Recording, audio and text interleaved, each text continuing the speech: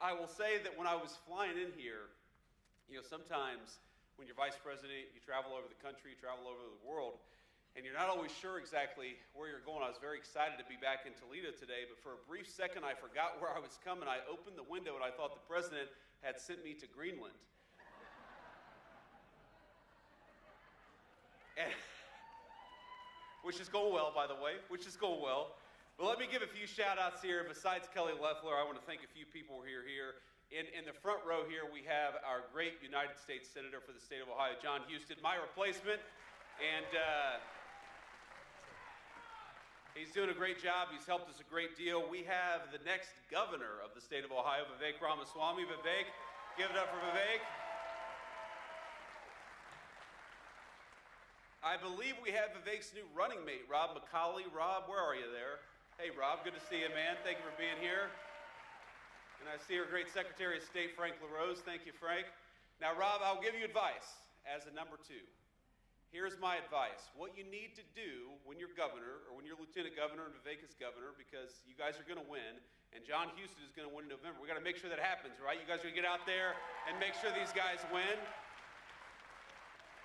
We're going to be with you every step of the way, but when Rob is lieutenant governor, the secret to being a successful number two is to take credit for every single good thing the administration does. And when anybody criticizes the administration, you can step back and say, that was not me, that was number one. That is how you be a successful lieutenant governor for the state of Ohio. That's my approach as vice president of the United States, and I see my dear friend Jay Edwards, who's running for treasurer. Jay, it's good to see you, man. Thanks for everything that you've done for our state and our country. Now, I'm headed from here to Minneapolis, where we're going to talk with some of our ICE agents, talk with local officials about how we can turn down the chaos. And my simple piece of advice to them is going to be, look, if you want to turn down the chaos in Minneapolis, stop fighting immigration enforcement and accept that we have to have a border in this country. It's not that hard.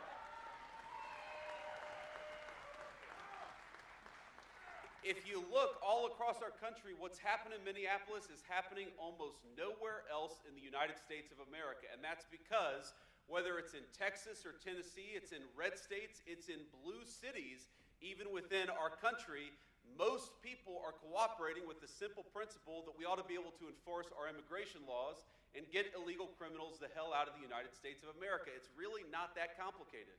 But in a few distinct cities, you see this craziness because the far left has decided that the United States of America shouldn't have a border anymore, and they are willing to fight and penalize and dox and even assault our law enforcement officers in order to fight for the basic principle that anybody ought to be able to come into the United States of America. Well, I'll tell you right now, the Trump administration, we reject that. We are going to get illegal criminals out of our country, and we're not going to let a few left-wing radicals stop us.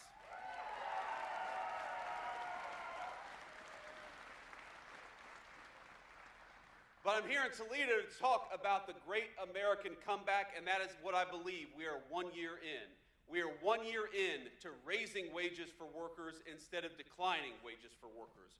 We're 1 year in to $18 trillion of new investment for the United States of America instead of investment going to every other country but the United States of America. We're 1 year in to getting illegal aliens out of our country so that American homes can go to American citizens, which is exactly where they ought to go. And we are 1 year in to seeing lower inflation and bigger paychecks and more opportunity for the American worker. Ladies and gentlemen, I think that we are on the cusp of the greatest economic year in the history of the United States of America because we're doing something new for a change. We're investing in you. We're investing in American workers. We're investing in American businesses, and we're saying to everybody that the United States is open for business, but only if you invest in our great American people and our great American businesses. We're done with the old approach of shipping American jobs overseas and investing in everybody else. We're back to investing in the American worker, and we're not going to stop fighting for you until we return America to the true golden age of great American prosperity.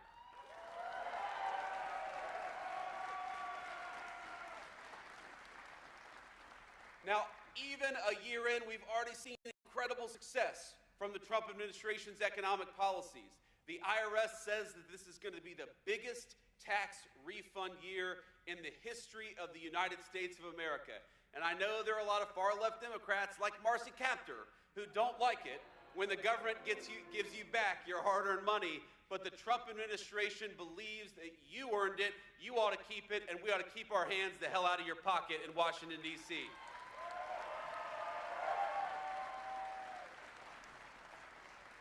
So why are we going to have the biggest tax year, the biggest refund year in the history of the United States of America? It's because the president, working with the Republican Congress, got no taxes on tips. It's because we got no taxes on overtime. It's because we got no taxes on Social Security. 3 promises that we ran on, 3 promises the President of the United States kept, and because of it, every single person in this room and every single person in the state of Ohio is going to benefit from it. That's what we said we were going to do. We were going to end the green energy scam and invest in American energy workers, and we did it.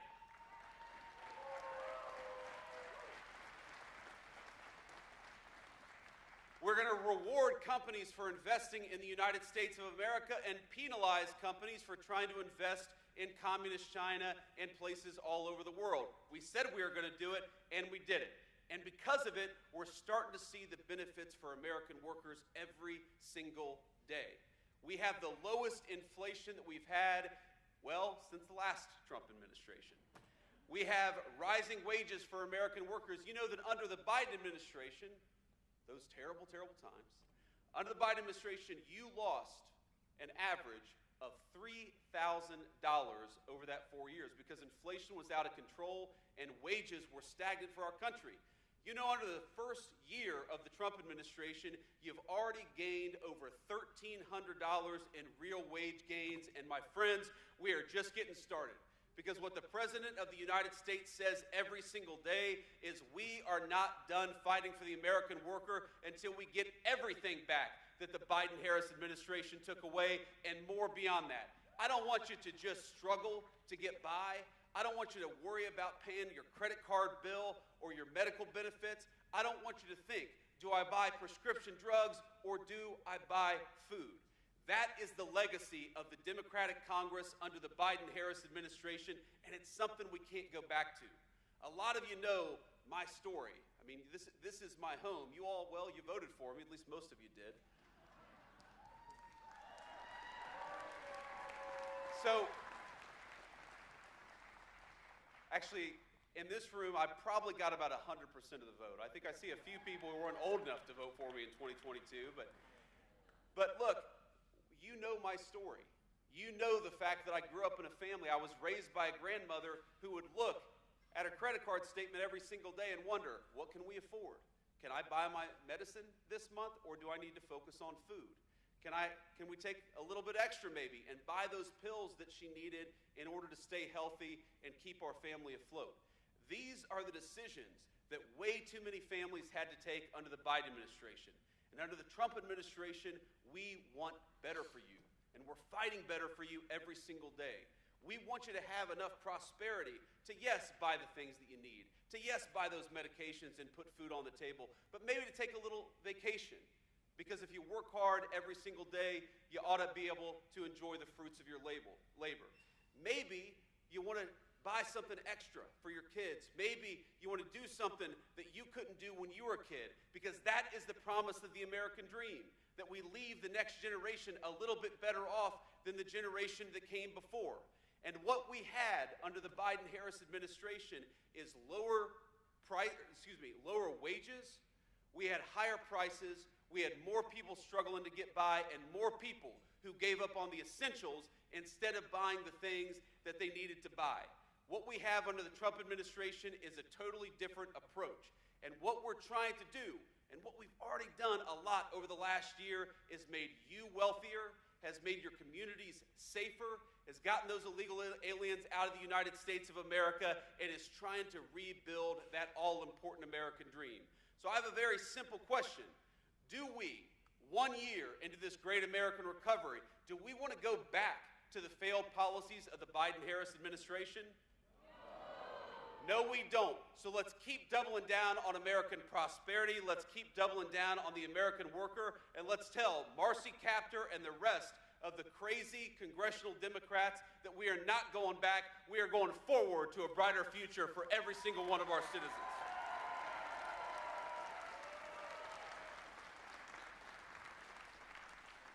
You know, there are things the media doesn't talk about that I think are so important to highlight because they show real progress for the American people. Did you know that for 4 years under the Biden-Harris administration, Americans paid the highest prescription drug costs anywhere in the world? And we did it because we had an administration that refused to go to Big Pharma and say, this is ridiculous that you're charging 1/10 the price in England or in France that you are in the United States of America. So what did the president do? One of the first things President Trump did is he hauled these pharmaceutical executives into the Oval Office. He wasn't getting any help from Congress, though we certainly would have appreciated Marcy Kaptur helping us lower prescription drug costs, but we weren't getting that help. So what did he do? He brought the pharma executives into the Oval Office and he said, you are done forcing Americans to pay more for prescription drugs than any other country anywhere in the world. And so now, thanks to the president's leadership and thanks to the support of our congressional allies like John Husted, we have prescription drug costs coming down in this country for the very first time. Whether it's antibiotics or whether it's cancer drugs, whether it's the most advanced therapeutics that exist anywhere in the world, Americans are seeing lower costs. And they're going to keep on seeing lower costs because the President of the United States had the courage to fight for you rather than international pharmaceutical companies.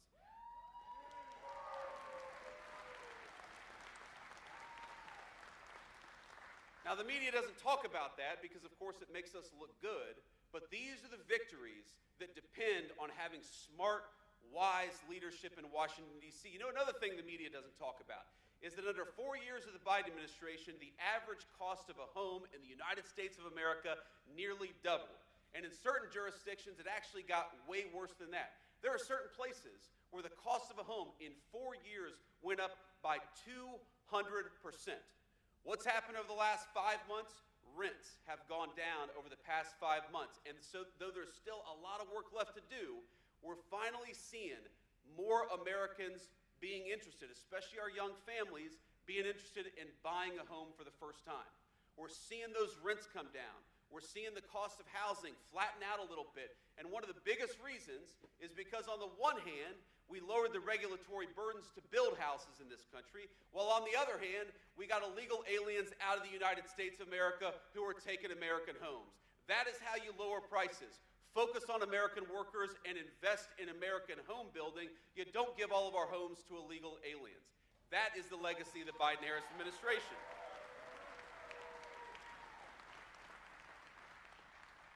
But on all these things, we know there is still so much work to do. And this is something I want you to hear. The Democrats talk a lot about the affordability crisis in the United States of America. And yes, there is an affordability crisis, one created by Joe Biden's policies. You don't turn the Titanic around overnight. It takes time to fix what was broken. I said earlier that the average American has seen $1,300 of real increase in their wages just in the past year. Well, Joe Biden, they saw a $3,000 decrease. Now, on the one hand, I'm proud of that. I'm proud of the fact that you're $1,300 richer than you were just a year ago. But you know what really pisses me off?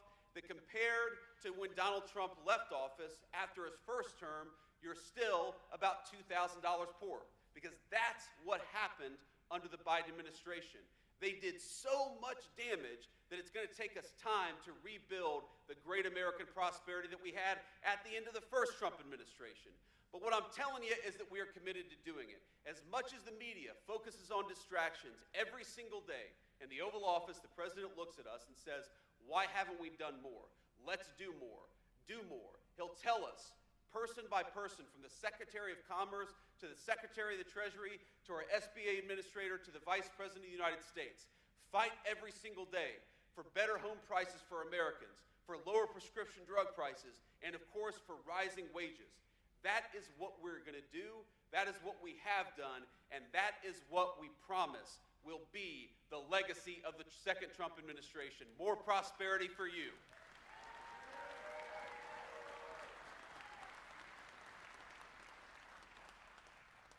Now, I want to take a few questions from the media, but before I do, I just want to close with this thought. So, you know, growing up in Middletown, Ohio, which is pretty much due south on I-75, a lot of you probably spent time in Middletown in the same way that growing up I spent a fair amount of time in Toledo. The story of towns like Toledo, the story of towns like Middletown when I was growing up was one of decline.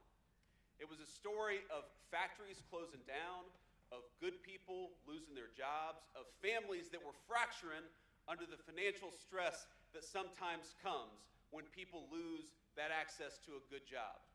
That is not the future that we should expect for our children. We should demand better from our leaders, and that's exactly what the Trump administration is promising. Not a story where you open up the morning paper or you turn on the TV and you see a factory that's closed down, but you see a new factory that's being built. Not a story where your neighbor lost their job, but a story where your neighbor gets a new and better job because of what is being built right here in towns like Toledo. Not communities that are unsafe, where you get mugged or murdered walking down the street, but where every single person, rich or poor, black or white, can enjoy their God-given right to public safety in their own community because we're fighting for law enforcement as opposed to against law enforcement like the last administration.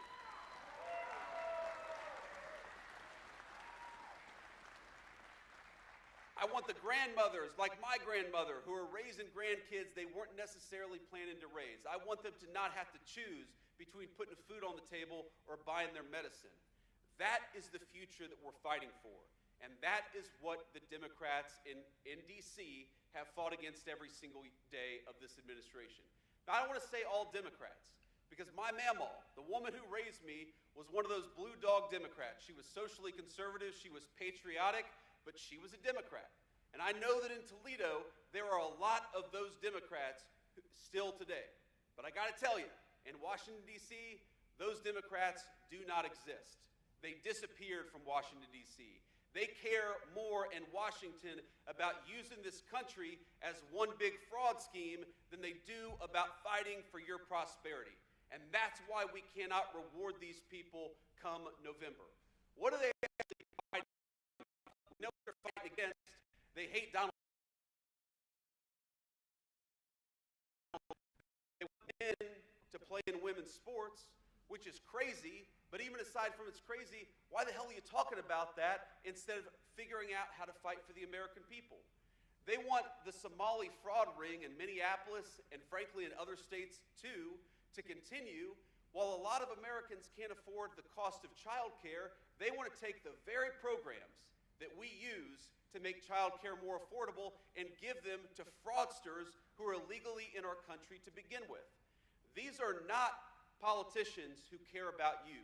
They care about keeping the fraud going. And the question in November is very fundamental. It's going to be, do we reward the people like John Houston, who cut your taxes, who fights for lower housing costs, who fights for lower prescription drug costs?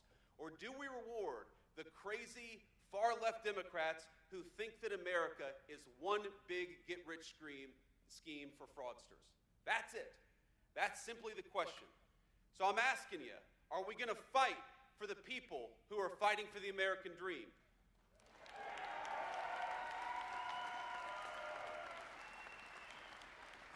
Are we going to send a message to the far-left radicals that this country belongs to American citizens, not to illegal aliens? Are we going to fight for the American dream for people like my grandmother and people like your children every single day? So let's remember what we're fighting for this November. It's to have political leadership in this country that fights for the American people, that fights for the American dream. Don't forget it, my friends. Let's work hard. Let's elect these great candidates to higher office, because that's the only way we are going to send a message to the Democrats that this country belongs to Americans and that the American dream belongs to the citizens who built this nation. God bless you, and thank you for having me.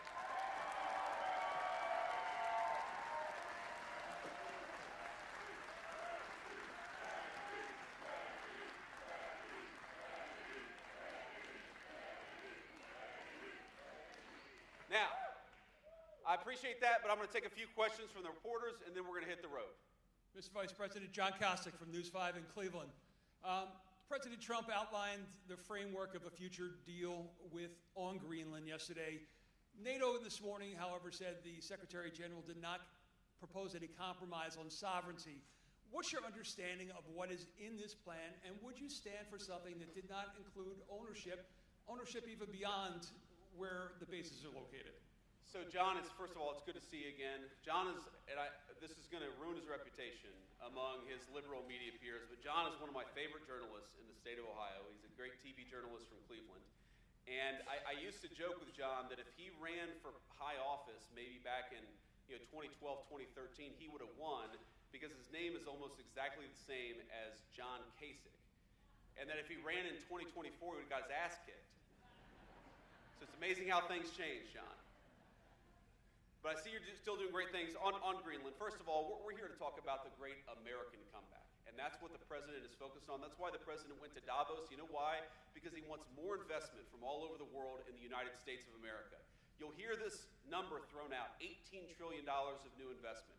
You know what that means? That means new factories, that means new plants, that means new oil refineries and new energy facilities in the United States of America. Because for so long, our government had the policy that we were going to invest in other countries. No. We want other countries to invest right here in the United States of America, and that's why the president went to Davos, to say that America is open for business, but America is open for business so long as you're building right here in Toledo and all across our great country. That is the message. Now on Greenland, simple fact is Greenland matters to American national security because our entire missile defense relies on securing the Arctic. This is something the media who's obsessed with Greenland, they completely forget why Greenland matters. What if, God forbid, I'm not saying it's going to happen anytime soon, but what if a foreign country launched a missile at the United States of America? We would need control over the Arctic in order to shoot that missile down. Our entire missile defense system depends on that Arctic security. Meanwhile, the Chinese and the Russians and even the Danes who control Greenland admit that they want to control that facility. They want to control that island, that landmass.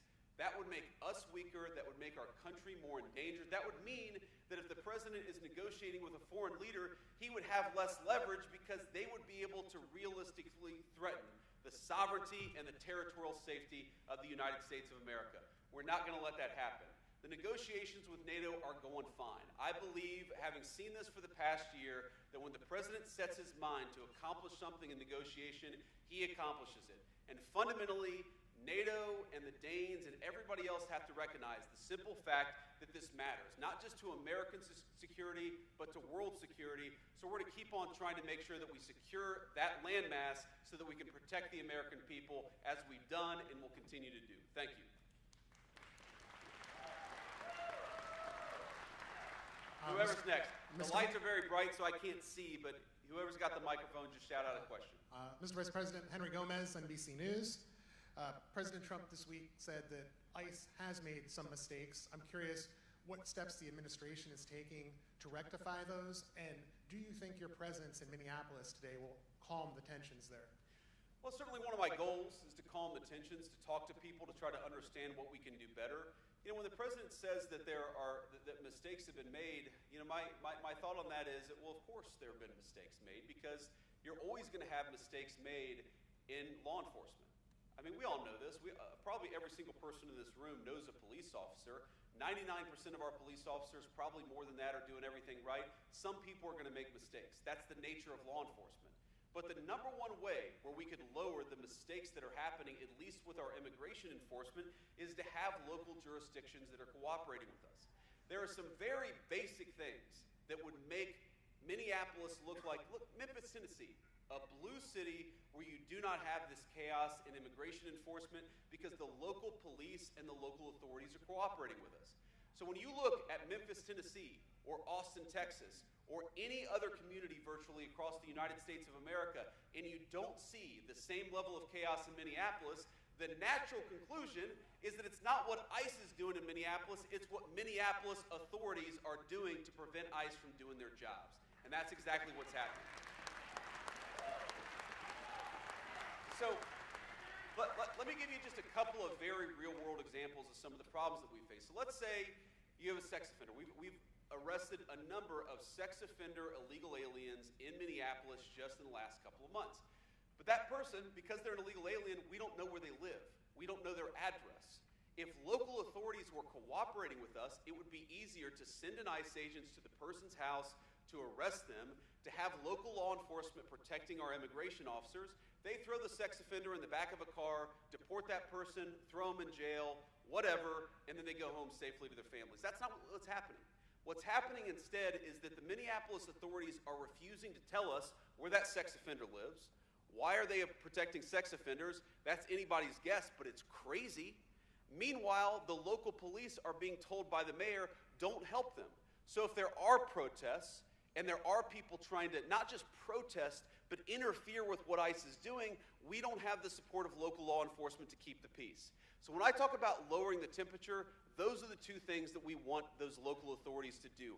Help us find sex offenders and get them out of their community. And again, this is bonkers. Think about this. If you've got a neighbor who's a sex offender and somebody wants to go and take that person away, I'm going to raise my hand and say, yes, please, get that person away from my children. What is wrong with Minneapolis authorities? They so hate the idea of enforcing immigration laws that they're telling their people not to get sex offenders out of their community. It's crazy, and it's why we see so much chaos in Minneapolis, but not elsewhere. Sean Hegarty, sir, 13 Action News here in Toledo. In the city itself, affordable housing is a real problem. The supply is low, rents are going up. What specifically can your administration do to increase the supply and get people, especially in the city of Toledo, into long-term, stable, good housing?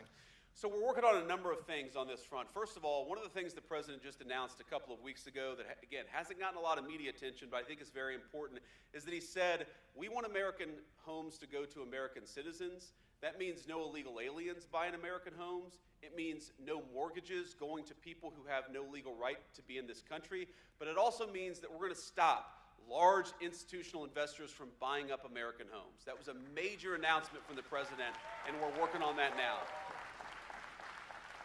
And you see this all the time. You see this massive, beautiful new subdivision where every single person there is renting because that subdivision was bought up by a massive institutional investor.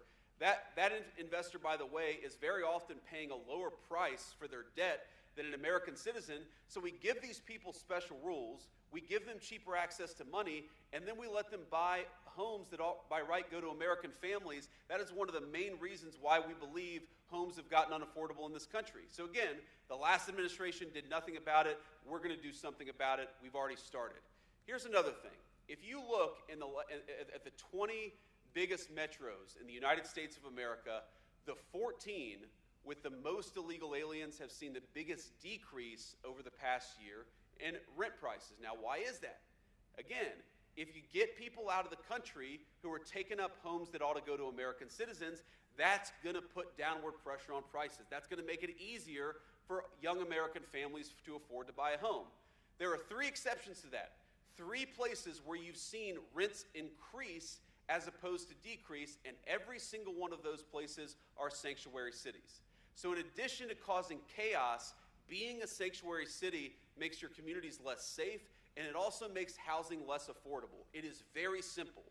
Enforcing immigration law lowers prices for Americans and makes our communities safer. It's a no-brainer, so we'd encourage local authorities to continue to collaborate and work with us instead of fighting against us. Next question. Good morning, Mr. Vice President. Thank you so much. Kyle Mazza, freelancing for Anadolu Agency today. Ukrainian President Vladimir Zelensky announced at today's summit for the World Economic Forum that Ukraine, Russia, and the U.S. will hold their first trilateral talks Friday and Saturday, the 23rd and 24th, in the United Arab Emirates. Seeing what your reaction is to that about those talks, and in Minneapolis, sir, the attacks on law enforcement, the attacks on ICE, what is your message to the law enforcement community at this time when they look for the Trump and the Vance administration to calm their nerves, to ease their burdens? Families are reacting to this as well. So as you stand there on that stage today, how does that make you feel? Well, you know, one of the things that we want to do is send a message to our local law enforcement, to our federal law enforcement, that we stand with them. And we're not going to abandon them, and we're not going to do what the last administration did, which is throw them under the bus to appease a bunch of left-wing radicals. We're actually going to fight for them. Because I believe, look, I continue to be fundamentally optimistic about our country. I think that whether you're a Democrat, a Republican, an independent, most people in this country fundamentally still support law enforcement. They love what people do to keep them safe. They recognize it's dangerous. But what happened in the Democratic Party over the last few years is they allowed a very small band of left-wing crazies to drive the agenda, and that makes our cops and our federal law enforcement feel less safe. Makes it feel like their government doesn't have their back. Well, I promise them, every single police officer in this country and every single federal law enforcement officer in this country, we have your back, and that's one of the messages I'm trying to send by going to Minneapolis and talking to our ICE officers there. So that's number one. Number two, you talk about attacks on law enforcement. It is insane. I understand, look, I'm biased, obviously. I think the Trump-Vance administration has got the right approach to immigration. I think it's insane to let tens of millions of people flood across your country, many of them with violent criminal records, and then to say you're not allowed to do anything to get those people out of your country. That's crazy to me. Fine. If you disagree, if you think that we ought to let sex offenders be in your community, even if they're illegal aliens, fine. Make that argument. But make that argument at the ballot box. Write an op-ed in a newspaper. Argue about it on social media. Don't go to the streets and start assaulting federal law enforcement officers because you disagree with the policies of our administration. It's cowardly bullshit, and it's got to stop. And here's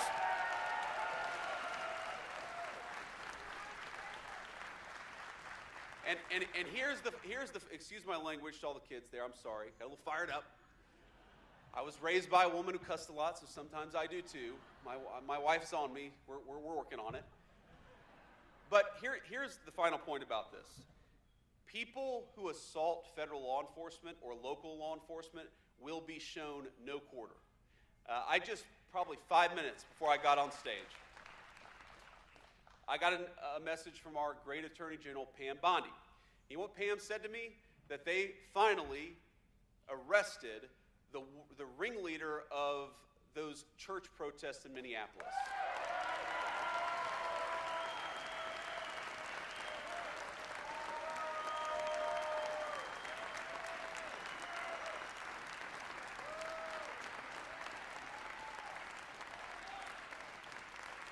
So here's the thing. Again, you don't have to agree with my immigration policies, but if you want to protest by going to an innocent church service on a Sunday, you see these images. They're scaring little kids who are there to worship God on a Sunday morning. Those people are going to be sent to prison so long as we have the power to do so. We're going to do everything that we can to enforce the law, whether you're protesting at a church, which is a violation of federal law, or you're assaulting a law enforcement officer, which again is a violation of federal law. There are going to be consequences. There already have been consequences, and there are going to be a lot more to come. So my message is, if you're thinking about assaulting a law enforcement, don't, because we're going to lock you up if you do. Now, you asked about Zelensky and Russia and Ukraine. Look, the president, he talks about this all the time. This has been the hardest war to solve. Of the 8 wars that the president has solved, he thought this would be the easiest. It's ended up being the hardest. The fact that they're sitting down and talking is progress. And I think we've made a lot of progress here. But look, you've got 2 people who really hate each other. The President of the United States' attitude is quite simple, and I happen to think that it's exactly right. Peace is what is in the best interest of the United States of America. We want commerce between those 2 countries. We want Europe to be less focused on war and more focused on investing in the United States of America. And the best way to do that is to get that war to a peaceful resolution. We're going to keep on working on it. I've been disappointed in the past where I thought we were close to a peace deal, so I'm not going to predict that anything is going to happen in the next couple of weeks. But I know under the president's leadership, we've made great progress, and we're going to keep on making progress so we can stop the killing and get back to actually building things all over the world as opposed to people killing each other and tearing things down. And I'll take one more question. Thank you, Mr. Vice President. This is Mary Margaret Olahan with the Daily Wire. I know you were here in September in Minneapolis after an attack on a church that killed school children. What does it mean to you that this attack, another attack, happened on a church last weekend, and do you want to see more arrests for this attack?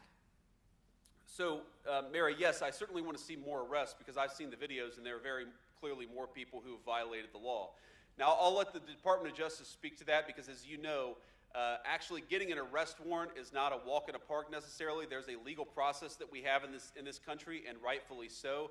But I know the Department of Justice continues to work on bringing every single person who is involved in that church protest. But it's not just a protest. When you interrupt people during a worship service, that is a violation of the law.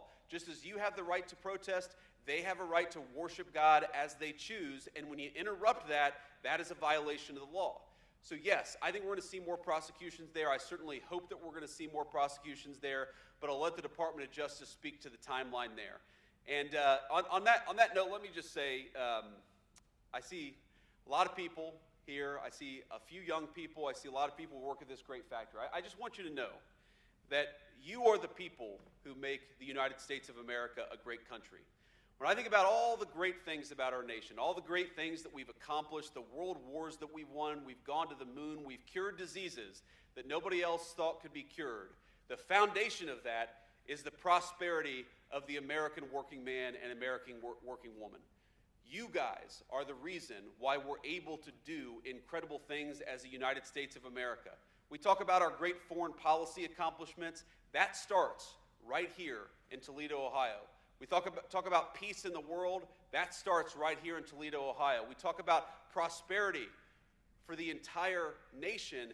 That starts right here with building things and making things and employing good people in dignified work. That starts in Toledo, Ohio. The cars I see on the road all over the United States of America, many of them built right here. The steel that builds our bridges and so many of our great buildings happens a stone's throw away from this very facility. I want you to know that for too long, your leadership, your government, your politicians have looked down upon you, have ignored you, and that's not happening anymore. There are so many great things I could point to, so many policies, no taxes on tips, the regulatory reform, the fact that we've unleashed American energy. But every single one of those specific policy wins is about a simple fact: reinvesting in you and ensuring that your family has the same great shot at the American dream that I had. This is very personal to me. I don't know if you saw the announcement. I guess we made it yesterday or the day before, but our wonderful second lady is pregnant with our fourth child, and I'm very, very happy about that.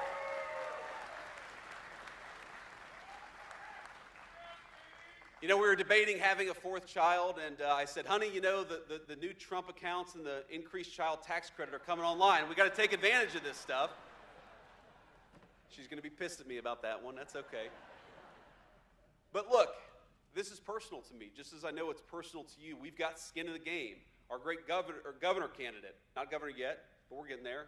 Our great senator, all of these great leaders, they love people in the state of Ohio. They love people in this community who are going to rise or fall based on whether leaders in Washington make wise decisions.